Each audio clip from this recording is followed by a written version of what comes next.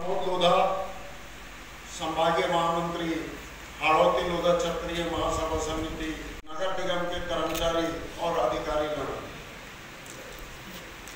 सबसे पहले मैं आपका ध्यान इस ओर आकर्षित करना चाहूँगा कि पिछले कुछ वर्षों से छोटे छोटे कुछ सुझाव मैंने राइटिंग में भी दिए हैं, तो उस पर भी अगर आप बाद में अमल कर सकते हैं। लेकिन मैं सभी महानुभावों के आगे बताना चाहूँगा, कोटा क्योंकि एक शिक्षा नगरी है, तो कोटा में प्रदर्शनी में कुछ बड़ी कोचिंग और बड़ी शिक्षण संस्थाएं और साथ ही जो नॉन गवर्नमेंट ऑर्गेनाइजेशन होते हैं उनके लिए भी स्टॉल अलॉटमेंट की जा सकती है, ताकि क्योंकि कोटा में काफी बच्चे पढ़ने आते हैं, तो वो लोग इस तरह से कि कोटा के जो अच्छे रिजल्ट है उन प्रदर्शनियों के माध्यम से देखकर आकर्षित हो सके। तो मेला होता था, जैसे आजकल सारा काम डिजिटल है, नई उम्र के बच्चे तो लैपटॉप में और मोबाइल में लगे रहते हैं, लेकिन जो सर्कस और मौत का कुआं कभी आते हैं कभी नहीं आते, उस तरह की जो भी परंपरागत जो गतिविधियां हैं जो बरसों से चलती आती है, किसी भी प्रकार की मोनोपोली और गुंडागिरी बर्दाश्त नहीं करेंगे। समय पूर्व आवंटन सुनिश्चित करेंगे ताकि सबको पर्याप्त समय मिले। सर्कस लाने का हमारा पूरा प्रयास है। लोकसभा अध्यक्ष का भी कहना है कि सर्कस आना चाहिए, मौत का कुआं आना चाहिए। सर्कस क्यों नहीं आया कोटा में? सर्कस वालों के आवेदन भी आ रहे हैं, उनकी अपनी तकलीफ है। मेरा ऐसा प्रयास है कि तकलीफों का निदान कर पाए। समझ झूलों को पाबंद कर रहे हैं, किसी भी प्रकार आम लोगों से अधिक वसूली न करें। उनको झूला परिसर में 4 स्थानों पर दर अंकित करने के लिए हम निविदा में शर्त लगा रहे हैं। झूलों का कितना चक्कर घुमाएगा ये भी शर्त दिखाएंगे। उसमें अवकाश दिन होने पर शनिवार रविवार को जो अधिक राशि की वसूली करते हैं, पूरा मेला अवधि में एक ही राशि रहे, इसका हमारा पूरा प्रयास है। और हमने उसमें पेनल्टी का प्रावधान भी किया है। यदि वो हमारे चीज़ों की पालना नहीं करेगा तो निश्चित रूप से जुर्माने का हम प्रावधान करेंगे। अभी हमने अधिकार कब्जा कर लेते हैं, इस तरह की बहुत सारी चीजें हैं।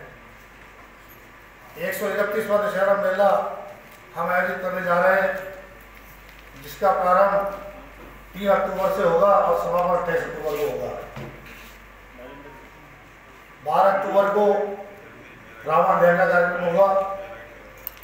अन्य कार्यक्रमों की तारीख टेंटेटिव हमने बनाई है, लेकिन कलाकारों के चयन के उनकी तारीख लेने के पश्चात ही हम उनकी तारीख घोषणा कर पाएंगे। 3 अक्टूबर को होगा। मेला उद्घाटन कार्यक्रम को भी भव्य बनाने का मेरा प्रयास है, क्योंकि मेला उद्घाटन में देखने में आता है, प्राय मैं तो 25 साल से पर देख रहा हूँ कि आम जन का जुड़ाव नहीं रहता है। तो हमारा ऐसा प्रयास है कि कोई ना कोई ऐसा कलाकार उस प्रोग्राम में आए। खाली रहती है। पिछले वर्ष मेले में लगभग 96 दुकानें खाली थी। तो मेरा ऐसा मानना है कि व्यापारी दुकान छोड़ के इसलिए जा रहा है कि उस मार्केट में लोगों का आवागमन नहीं है। लोगों का आवागमन सुनिश्चित हो, इसके लिए हमने मेला परिसर का निरीक्षण किया। कुछ हम उसके रास्ते खोलने जा रहे हैं, वो दरवाजे नहीं खोल रहे हैं। कुछ जगह ब्लॉक भी कर रहे हैं कि आदमी घूम के जाए तो व्यापारी की दुकान के सामने से कुछ खरीदारी करे। तो निश्चित रूप से हमारा प्रयास रहेगा कि मेले में हमारी आय और व्यय दोनों संतुलित हो सके। तो हमारा प्रयास ये भी है कि पुराने मेले का स्वरूप भी बरकरार रहे। अपना गौरवशाली इतिहास रहा, और निश्चित रूप से कोटा ही नहीं अपितु कोटा शहर के आसपास के तमाम जिले महापौर जी को भी है। इस अवसर पर मैं यही कहूँगा कि हम मेले को कैसे व्यवस्थित रूप से आयोजन भी करें और इसमें कुछ नवाचार भी हो।